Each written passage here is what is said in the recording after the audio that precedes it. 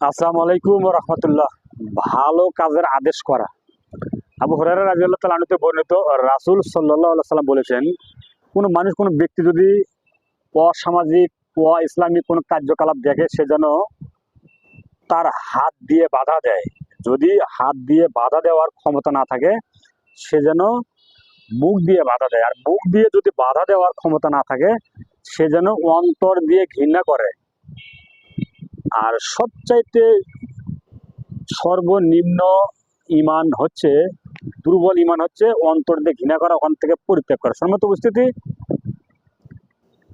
সৎ কাজের আদেশ করতে হবে, খারাপ কাজের নিষেধ করতে হবে, এ কথাই ঠিক। তবে যদি এমন অবস্থা হয় যে আপনি হাত দিয়ে বাধা দিতে পারছেন না, তাহলে আপনাকে মুখ দিয়ে বলতে হবে যে এই কাজ করা যাবে না, এই কাজ ইসলামে নিষিদ্ধ।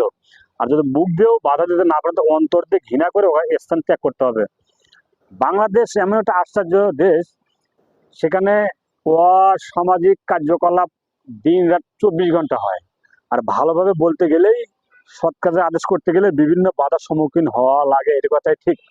তবে আপনাকে আমি আল্লাহ রাসূলের পদ্ধতিতে বলতে চাচ্ছিলাম, যদি আপনি আল্লাহ রাসূলের পদ্ধতিতে বলেন তবে আপনি আপনার দায়িত্ব পালন করলেন। আর যদি না বলেন, চুপ থাকেন, ক্ষমতা না থাকে, তাহলে সব দুর্বল ইমানের পরিচয় দিলেন।